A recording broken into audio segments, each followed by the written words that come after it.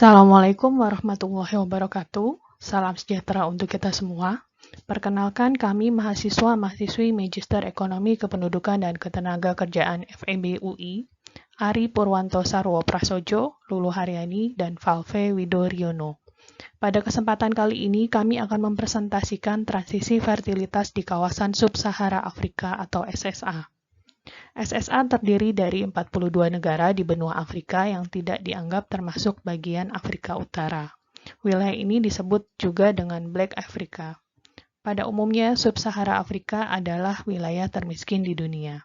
Wilayah ini terdiri dari banyak negara-negara paling terbelakang di dunia. Kawasan SSA memiliki tingkat fertilitas yang paling tinggi serta transisi yang lebih lambat dibandingkan dengan kawasan lainnya di dunia. Berdasarkan data worldbank.org, TFR terakhir di tahun 2018, kawasan SSA memiliki TFR tertinggi pada angka 4,693. Kawasan lainnya, yaitu Timur Tengah dan Afrika Utara, pada angka 2,878, kawasan Asia Selatan 2,385, kawasan Amerika Latin dan Karibia 2,027, kawasan Asia Timur dan Pasifik 1,823, kawasan Eropa dan Asia Tengah di 1,711, serta Amerika Utara di 1,706. Penelitian Safiro dan Hinde pada tahun 2017 menggambarkan perubahan TFR antar kawasan di dunia. Terlihat bahwa kawasan Sub-Sahara Afrika memiliki transisi perubahan TFR yang lebih lambat dibandingkan kawasan lainnya yaitu North Afrika, Asia, serta Latin Amerika dan Karibia. Saat periode tahun 1960 hingga 1965 kawasan lainnya sudah mengalami penurunan TFR, kawasan SSA baru mengalami penurunan TFR pada periode 10 tahun kemudian, yaitu pada tahun 1970 hingga 1975, yang menggambarkan transisi fertilitas pada SSA lebih lambat dibandingkan dengan kawasan lainnya di dunia. Tren TFR antar negara di kawasan SSA relatif homogen, namun ada beberapa negara yang dapat menurunkan TFR-nya dalam waktu yang relatif cepat. Rwanda, Malawi, dan Ethiopia menjadi beberapa contoh negara di SSA yang dapat menurunkan TFR karena implementasi program KB yang baik bersama dengan USA International Development. Berikut ini gambaran transisi fertilitas di kawasan SSA pada periode tahun 1960 hingga tahun 2018. TFR SSA pada tahun 1960 pada angka 6,6 dan mencapai puncaknya di tahun 1975 hingga 1977 pada angka 6,8. Pada periode tersebut, para pemimpin dan pembuat kebijakan SSA belum secara proaktif melakukan pengaturan pengendalian jumlah kelahiran. Masyarakat SSA masih menggunakan metode tradisional dalam mengatur jarak kelahiran. Baru pada akhir tahun 80, 27 dari 42 pemerintah di kawasan SSA memandang bahwa tingkat fertilitasnya terlalu tinggi. Dan pada periode tersebut mulai dilakukan pengaturan fertilitas menggunakan metode modern. Berdasarkan data worldbank.org, dengan perubahan pengaturan fertilitas dari metode tradisional ke metode modern, TFR tahun 2018 pada kawasan SSA mencapai angka 4,69. Terdapat beberapa faktor yang mempengaruhi transisi fertilitas di kawasan SSA. Antara lain, yang pertama, faktor resistansi penurunan. Faktor resistansi penurunan pertama yaitu adanya norma tradisional di mana masyarakat dan agama tradisional masih mementingkan leluhur dan keturunan. Faktor resistansi penurunan kedua yaitu adanya tradisi keinginan pasangan untuk memiliki keluarga besar yang kuat. Dengan jumlah anggota keluarga yang besar, maka dapat menguasai tanah atau lahan yang lebih luas, dan menambah juga jumlah tenaga kerja dalam keluarga.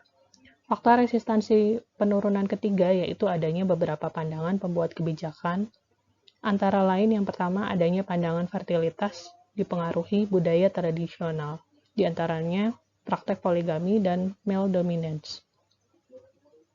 Faktor kedua, melihat kemajuan ekonomi Cina, populasi besar dipandang menguntungkan secara ekonomi.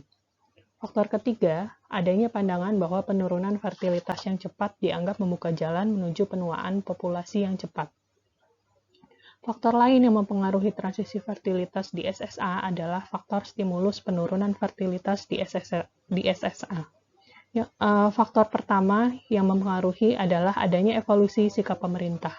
Antara lain, pada akhir 80-an, 27 dari 42 negara di kawasan SSA memandang TFR di negaranya sudah terlalu tinggi. Yang kedua adalah pada Konferensi Kependudukan Internasional pada tahun 84 di Meksiko, perwakilan Afrika meminta banyak dukungan donor untuk program keluarga berencana di kawasannya. Faktor kedua yang menstimulus penurunan fertilitas adalah adanya dukungan dari para donor dan non-governmental organization, di antaranya dukungan dari United Nations dan US Census Bureau pada 4 putaran sensus Afrika dari tahun 65 hingga saat ini. Donor lainnya yaitu IPPF pada program KB awal di SSA, yaitu di Kenya pada tahun 71. Donor lainnya yaitu USAID pada program World Fertility Survey, Demographic and Health Survey, dan program KB pada 3 negara yaitu Malawi, Ethiopia, dan Rwanda. Donor lainnya diantaranya ada World Bank, GIZ, dan DFID untuk program KB di negara-negara kawasan SSA. Faktor terakhir yang mempengaruhi transisi fertilitas, utamanya di tahun 90-an hingga 2000-an, adalah adanya shifting policy and priorities. Program KB yang bergeser karena adanya epidemi HIV atau AIDS. Beberapa donor lost fokus pada program KB, namun kembali komit pada Juli 2012.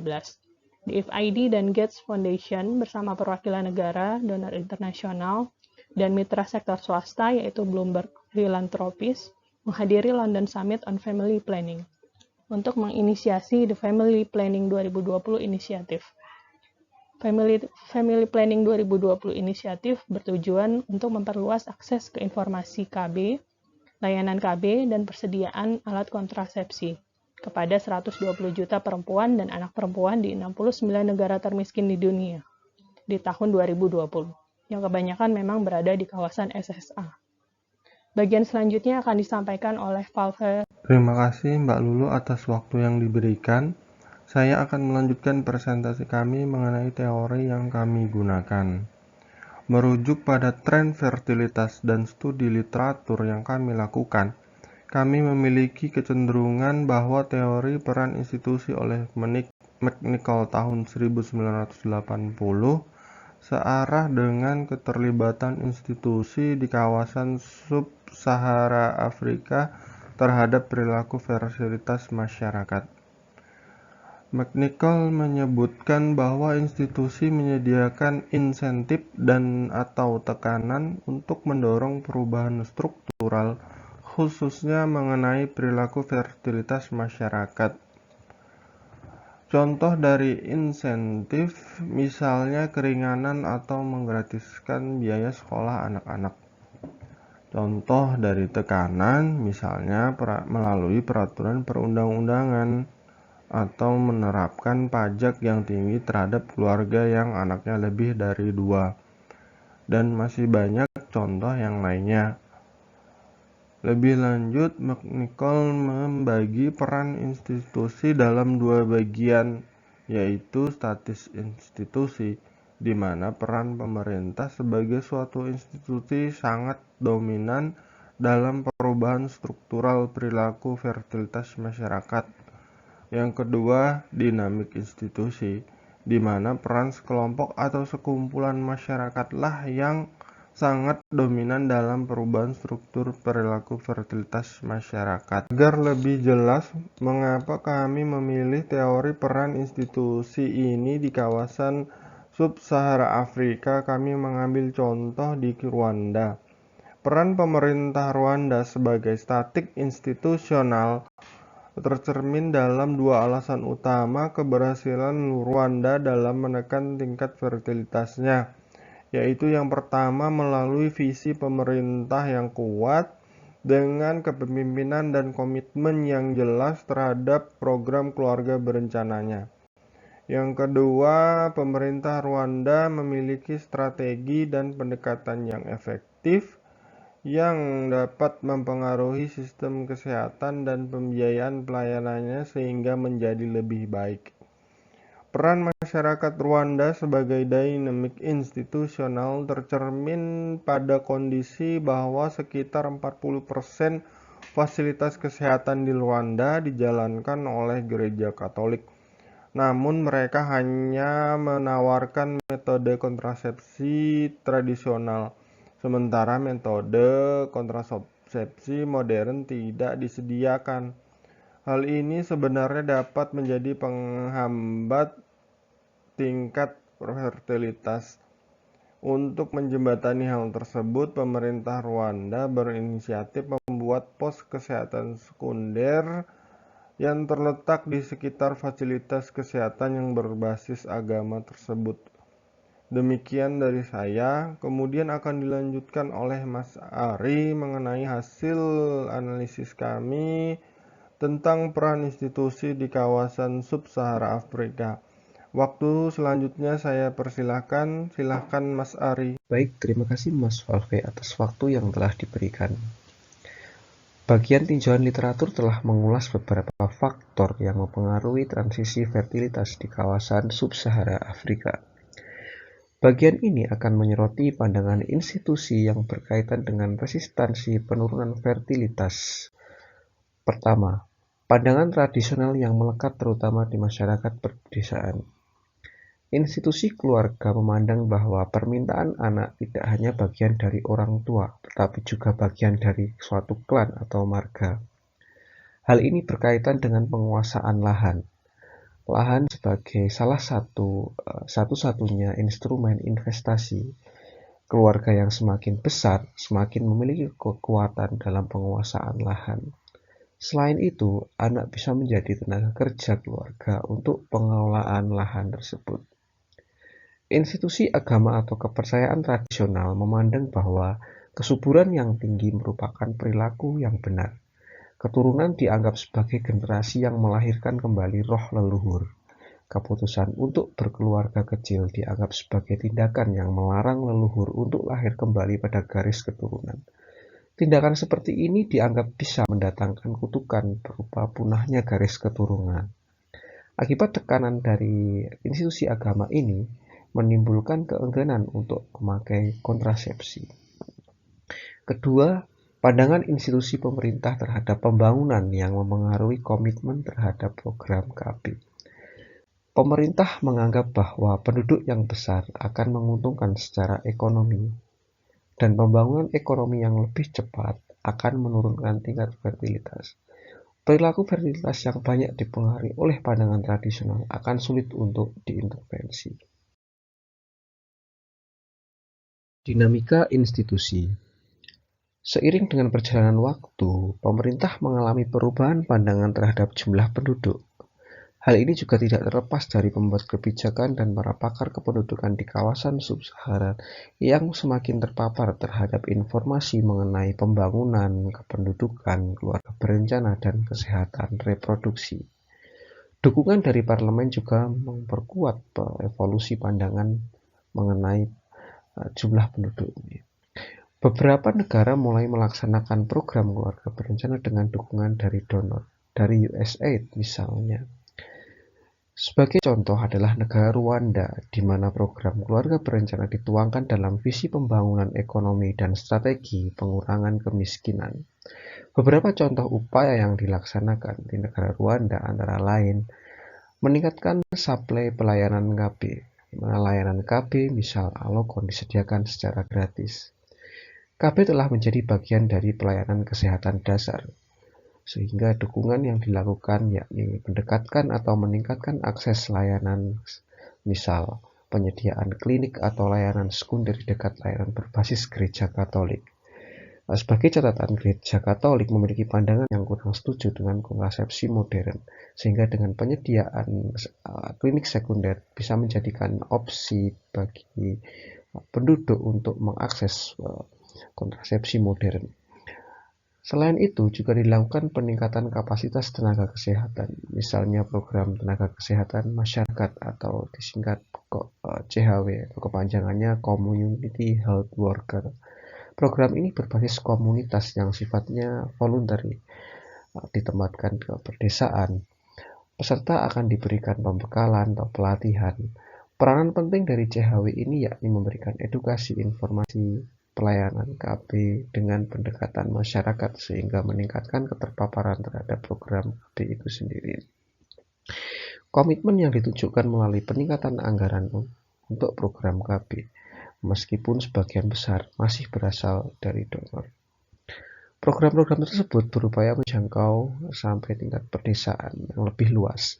Keterpaparan informasi mengenai program KB diharapkan dapat meningkat, meskipun tidak bisa secara langsung merubah total pandangan masyarakat mengenai KB, tetapi pergeseran persepsi mengenai program KB mulai terlihat.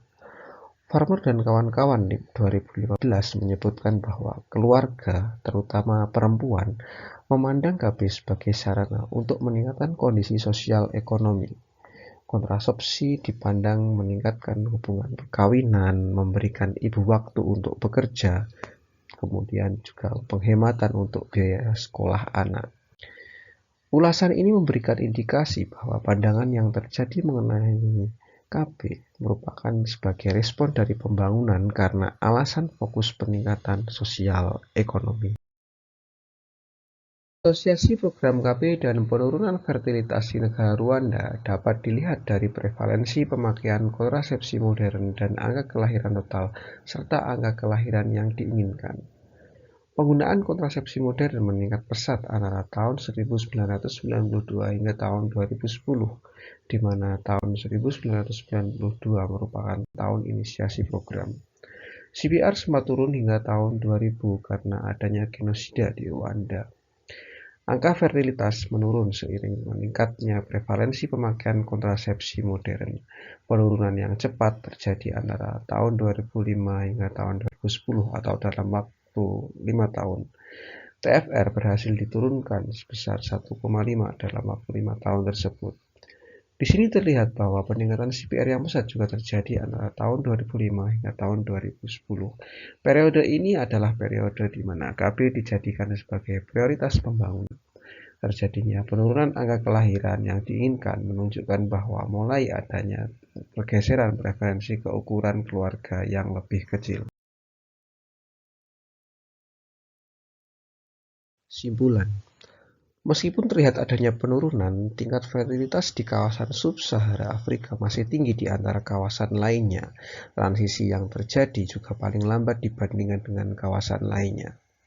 Pandangan tradisional dan institusi pemerintah merupakan dua faktor yang diduga kuat dalam memengaruhi tingkat dan transisi fertilitas di sub-Sahara Afrika. Teori institusi atau teori peran institusi mendukung penjelasan mengenai peran institusi pemerintah dalam memengaruhi transisi fertilitas di kawasan sub-Sahara Afrika. Komitmen institusi pemerintah yang kuat dalam melaksanakan program KB dapat memengaruhi resistansi penurunan fertilitas sehingga mengubah perilaku fertilitas. Namun, persepsi masyarakat yang baik dalam memandang program KB juga menjadi faktor yang sangat penting dalam mendorong penurunan fertilitas. Demikian kami sampaikan, semoga dapat menambah wawasan dan pengetahuan dan semoga bermanfaat. Kami ucapkan terima kasih.